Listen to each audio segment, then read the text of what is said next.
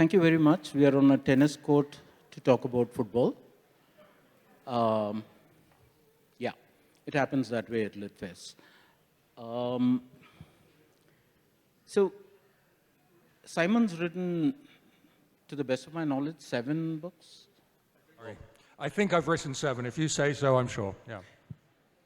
So, but usually at LitFest, it is based on a particular book. The next book of Simon's is coming out sometime in spring. It's on Paris. So this, you will have to treat it as some kind of lifetime achievement panel, spanning the spectrum of his work.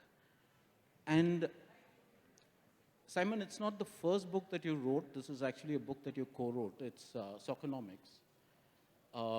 And one of the points that you make in that book that stuck with me was just how bad India is at sport, at football, but also sport in general. Yeah, I'm afraid that's true, and please don't take this the wrong way. But in Soccernomics, we try to calculate which is the most underperforming nation in all of world football based on what you'd expect given its population size, its income per capita, and also how long it's been playing football, because India was actually quite a successful football country in the 50s when it won the Asian Games, I think, and it finished 4th at the Melbourne Olympics. So you have a long football history. And we calculated that India was the most underperforming nation in the world based on its resources of people, money, and history. And the other calculation we did in the book, this makes the book sound more boring, I think, than it is. Honestly, it's not all calculations. But we said, how many sports trophies has each country in the world won per capita? And Norway is the best, and India is probably the lowest of countries that have won anything. Obviously, India's been fairly successful in cricket, but not really in any other sport. And so that obviously begs the question, why? Why is a country where people are mad about cricket, but also about some other sports, why has India performed so badly over time? That question, and it actually relates to something that was happening in India about a week ago, when Arsene Wenger came down and as the head of the global football development wing of FIFA.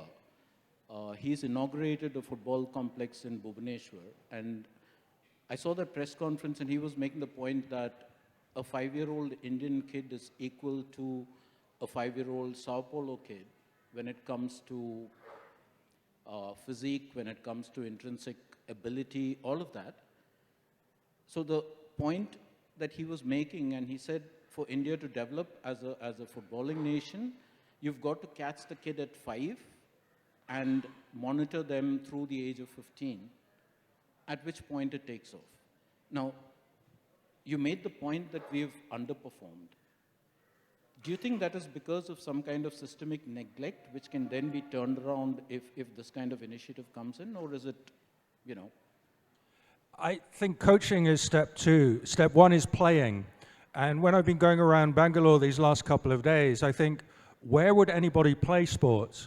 Where in the city is there a space where a kid can just go outside in the neighborhood with their friends and hit a cricket ball or kick a soccer ball? And there seems to be almost nowhere. And obviously this is true of many developing cities in the world, and there's hardly a city that's developed faster than Bangalore. People were talking in one of the earlier sessions about the 2 big problems of Bangalore being infrastructure and traffic, and I would say part of that infrastructure you need is just for sport. And it keeps people healthy, it makes them happy, it creates community, because you meet your neighbors, sometimes you might go out and support the same neighborhood team. And in Indian megapoles, it seems to me, that has not been created enough, which obviously would explain a lot of this underperformance in sport. But, I mean, winning sports medals to me is secondary. What would make India, I think, a happier, better, healthier place for Indians to live in is just give people a chance to play sport, the talentless as well as the talented. But it's sort of, you do make the point that we don't have places to go out and just kick a ball around, but that would be true. That would be equally true of the favelas in Brazil, right? Well, Brazil, of course, had this spurt of urban development relatively, well, let's say from the 80s, and you see that the best generations of Brazilian footballers grew up, in Pelé's words, playing in the neighborhood, playing on the beach in Rio de Janeiro. That's much harder now, playing in your neighborhood in Sao Paulo now than in Sao Paulo 30 years ago. When Neymar was a small child in the mid to late 90s, there was more of that kind of opportunity. So Sao Paulo is becoming like Bangalore in that way. Okay, which also explains what's happening with Brazilian football. But moving on from whether we will ever be a footballing nation or whatever, the first book that you wrote, Football Against the Enemy, or Soccer Against the Enemy, if you guys are American, there's one sitting right here, Amitav Kumar.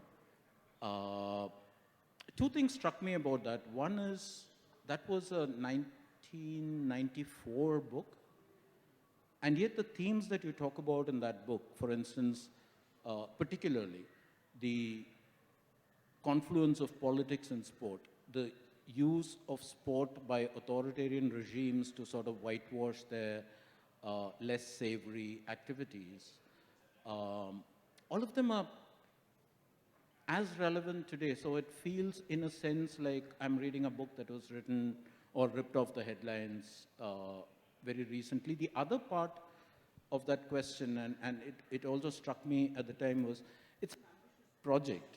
You try to position sport at the intersection of politics, of society, of even geopolitics, for that matter. And you're doing it at a time when, for instance, research couldn't be a matter of simply pulling up Google and typing in your query.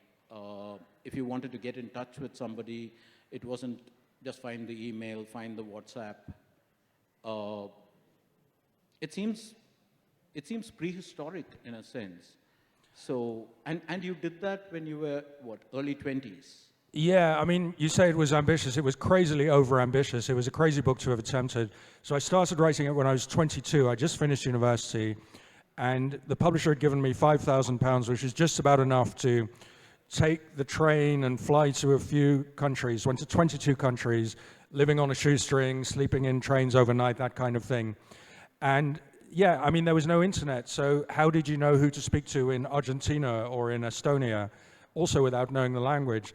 So I'd arrive in the country and I'd get enough coins and I'd go to a phone box and I'd have a couple of numbers that a friend of a friend had given me, and I'd call the number and in pidgin Spanish have this conversation where they'd say, "Oh no, sorry, he died years ago," or "Never heard of him," that kind of thing. So it was very difficult to research, yes, but I think the subject was quite rich because, as you say, the subject was kind of, it's what does football tell you about a country? How does inquiring into Argentina or Cameroon or South Africa through football reveal things about a country that you wouldn't have suspected if you were kind of going to the president's press conferences? And so looking at any country through sport can be fascinating. And what you say about politicians using sports, I gather this has been quite a subject in India during your recent Cricket World Cup. That's a subject that gives and gives and gives. Yeah, I was trying to avoid the Ahmedabad Cricket World Cup final, but Simon brought it up. Yeah, if you read Soccer Against the Enemy, you will see resonances of things that are happening around us right now. But Simon, you did talk about the difficulty. Okay, I want to shift to another book of yours that sort of, I keep going back to it because, again, it resonates with a lot of things that are happening. It's the book on Barca. It's been a while since I read it, but I remember the first chapter was titled In the Cathedral. And by the time you get to the end of the book, the cathedral has fallen down everybody's ears. You started out writing a book on how Barca is... This thing has a mind of its own. So it talks about how Barca is a model institution, how they've built these systems, created something that is greater than just a football club.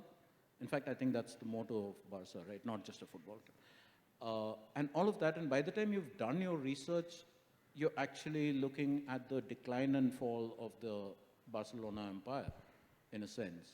How did that come about? Yeah, this is the advantage of growing old as a journalist. So I'd been to Barcelona writing about the club many times over 30 years. It's also the nicest city in Europe if you ever get the chance. So I was always happy to go there. And I realized when I was there in 2019 that they were starting to regard me as a club member. So I was at this lunch in the kind of caverns of the Camp Nou Stadium with various vice presidents of the club, and the president was there. And it was one of those Spanish lunches where you start at 2:30 and you're still there at 6 o'clock and you're all having wine and it's great. And any interview I requested, I was writing a Financial Times article, they said, yeah, sure, and they gave me the interview. And I thought, wow, in soccer nowadays, I think like in cricket, it's very, very hard to get access. It's very hard to open any door. And here I was at the biggest football club in the world, and they were opening every door, and I was interviewing people throughout the club. I mean, obviously people try and interview players and coaches, which is interesting, but I was speaking to psychologists and doctors and brand people, and that was fascinating too. So I wrote this article, and then I said to the club, look, you let me in, you open your doors. If I wrote a book, would you keep opening your doors? And they said, sure, why not? And to their total credit, they did. And as you say, when I began the book, I thought this is kind of the best football club in the world, so I'll try and describe how it works from the inside and describe this excellence from the inside. But as I was writing the book, no fault of mine, the club was crumbling. So during the writing of the book, they lose this famous match 8-2 to Bayern Munich, which is a kind of epochal moment when it's like you're writing about ancient Rome and the barbarians are already inside the gates. And so I went from writing the rise and greatness to the rise and fall, which was, luckily, it was a much more dramatic narrative. But yeah, I went inside the club, and then the day I published, or the day the first extract appeared in my newspaper, was also the day that Leo Messi suddenly left. So nobody at the club worried about my book because I had way other problems. So they never ever made it difficult. They never tried to censor me. They never obstructed me in the slightest way, to which I'm immensely grateful, because the book is often quite critical. Cricket fans in the audience? Any? Okay. Quite a few hands going up, and so you've been probably following some of the fun and games around transfers, particularly one transfer. Yeah, I can see a lot of heads nodding, so I don't need to take names. That story is about player power, it's about money, it's about bargaining ability, all of that, right? Barca, the way you outline it in the book, the decline begins with not the rise of player power so much as player power getting beyond a particular threshold, and the tail wagging the dog as it is. Could you talk a little bit about that? Because it probably resonates even in our cricket ecosystem. I mean, cricket, even more than football, depends on a couple of individual talents, because a great batsman or a great bowler can transform a team, whereas football is still mostly about 11, leaving aside Messi. And so if you have that talent, if you're Kohli or if you're Messi, you are irreplaceable. There's not another one that they can get. So if the Financial Times decides to get rid of me, they'll find somebody else who'll be a bit different, but broadly, the institution will sail on without the slightest memory of me, and that's true probably of most of us here in our jobs. We are all replaceable, and that's also how large organizations work. They're based on irreplaceability. But top-level football and cricket, there's some people who are irreplaceable, and then there's a bunch of people like the other players in that IPL team or in the Barcelona team. You can replace them. They're kind of one of the 200 best footballers or cricketers in the world, so there's another 200 in that category, maybe 10 in that position. You can replace them, but the people you replace them with are just as demanding. They might not adjust to the new team, to the new city. So if you are performing well at Barcelona, you come back, keep asking for higher wages, and the club to some degree has to give it to you. So, in all industries, CEOs talk about the talent of our people, but usually that's nonsense. Usually the people are irreplaceable. They need to be good, but not brilliant. In sport, because you need to be brilliant, I mean, just imagine playing Test cricket. Imagine opening the batting for India. Imagine the hand-eye coordination, the patience, the technique. It's beyond almost any living human. And if you're that person, you can just say, if you don't like it, lump it. You can't replace me. Interesting. I want to go back to the original question about Barca. And in your response, you used a word that's rung a bell. You talked about access and how you were given access to pretty much, I mean, Barca opened its doors to you, no holds barred, you could talk to whoever you wanted. It struck me from back in the day when I used to do sports journalism, just how much we depend on access. You wrote a book called The History Men. The Football Men. Football Men, which was a series of profiles of famous footballers. And what struck me about that book was you were fairly unsparing about them. I'm not saying that you painted them all black, but you didn't shy away from the grays and the blacks when you were doing those profiles. On the one hand,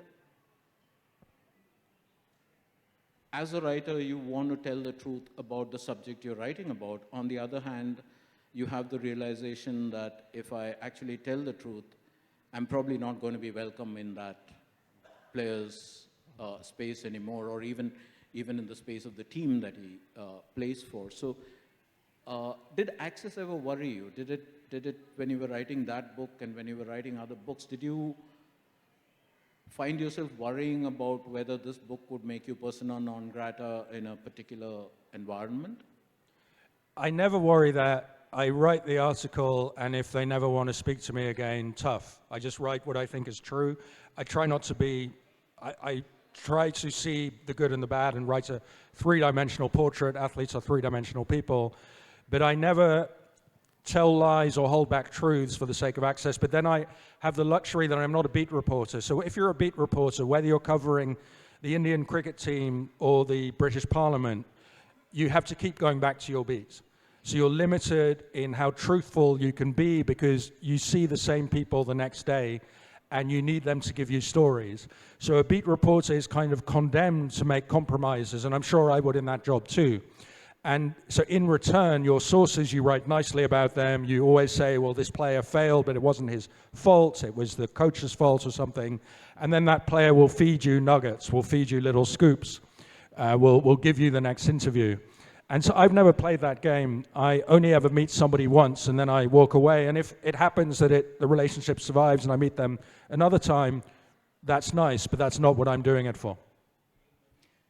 You notice that when Simon was responding to that question, he talked about reporting on Indian cricket and on the British Parliament. Make of it whatever you want, but yeah, I'll just leave it out there. Sorry. But yeah, you do make that point about if you're a beat journalist, you're trapped. I want to go back to the beginning and why football?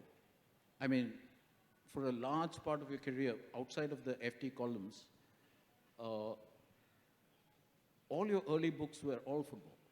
There's the one that I haven't mentioned is on Ajax, which looks at a football team in context of the World War.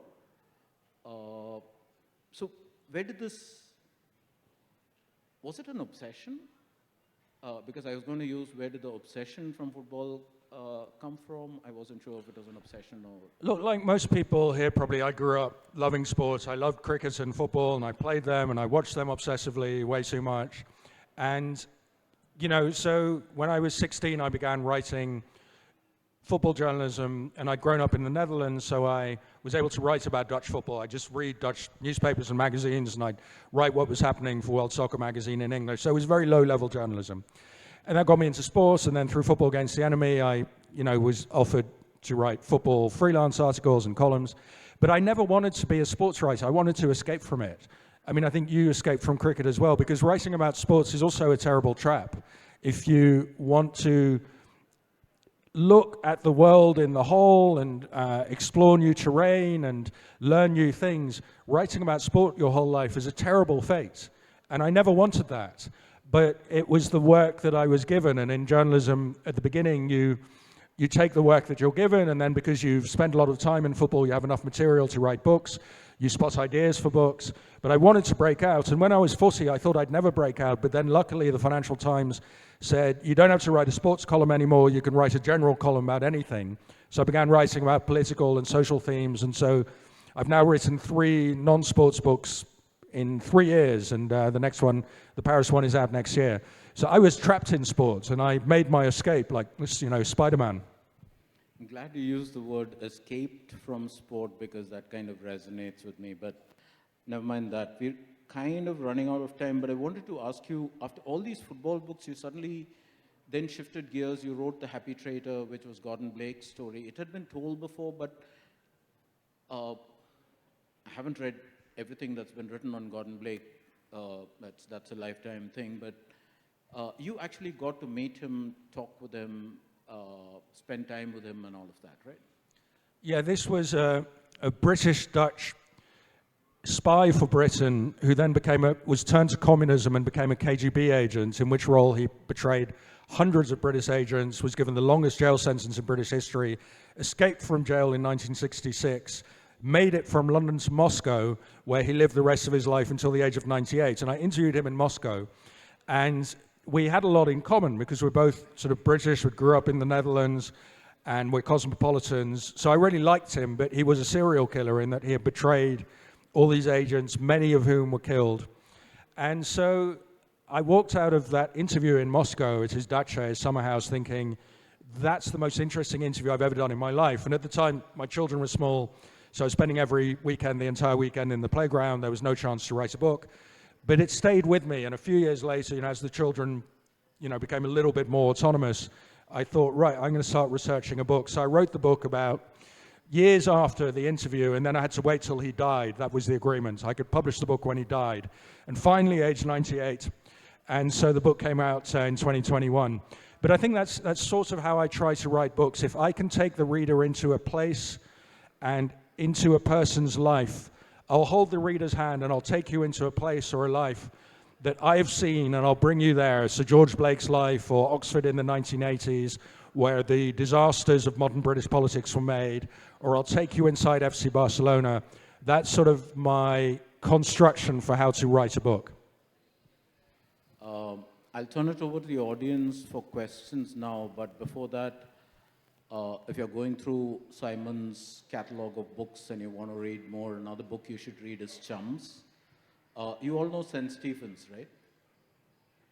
Okay.